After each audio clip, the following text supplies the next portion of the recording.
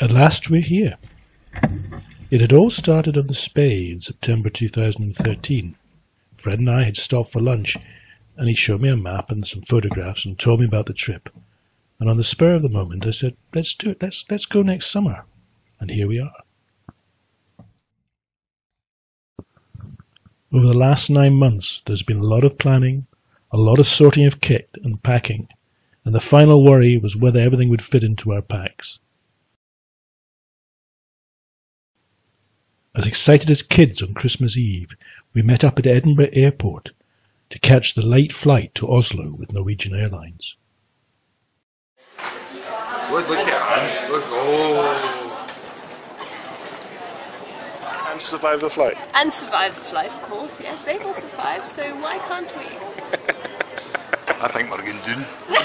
I think we're going down.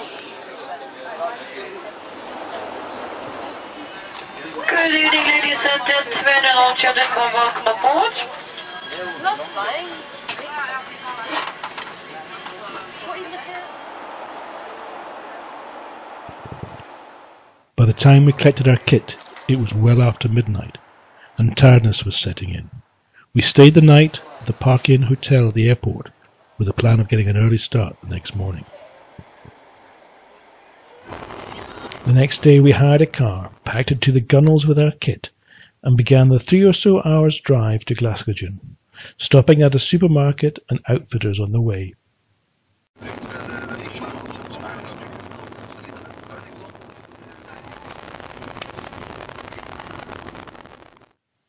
Before long we had left Tarmacadam behind and were driving on rough dirt tracks, getting our first tentative glimpses of lakes. The Glaskogen Reserve covers around 28,000 hectares, encompasses about 80 lakes, and is largely wilderness. It boasts a large variety of wildlife, including red and black-throated loons, wolves, elks, lynx, beaver and ospreys, as well as eagles.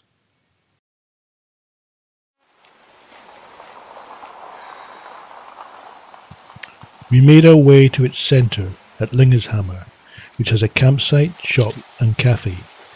And while Fred and Kelly put together their alley tramp, Alan and I picked up our hired canoe.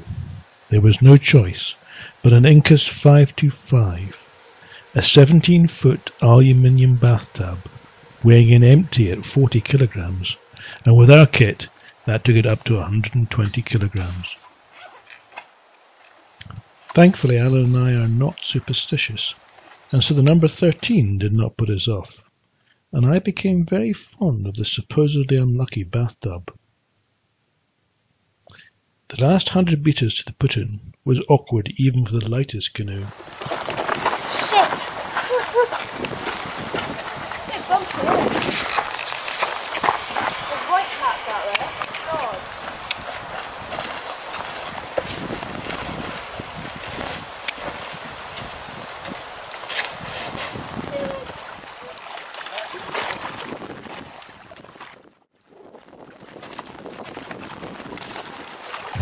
Kelly was right.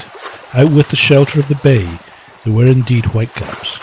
We decided to paddle to the edge of the bay and take a closer look. There was a strong headwind and a significant swell on the main lake, and it seemed we were windbound before we had really got started. We reconsidered our plans and reviewed our options, and decided to hold off until early evening in the hope that the wind would die. We spent a frustrating few hours just waiting around.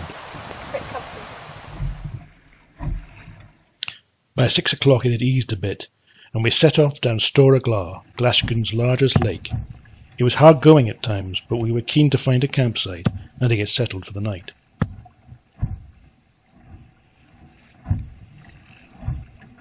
We made our way down the eastern shore and got further than we thought we would.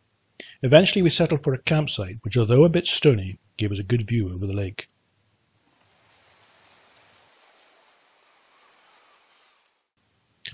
The irony of the lake now being almost flat calm was not lost on us, and as black-throated divers patrolled the shore, we watched the sun go down.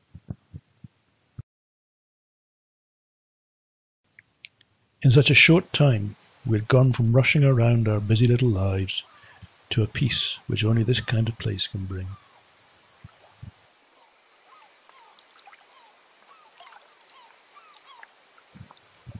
Tomorrow we would move on, and see new things and new places, but it was good to know that for at least the next 10 days, this feeling would be coming along too.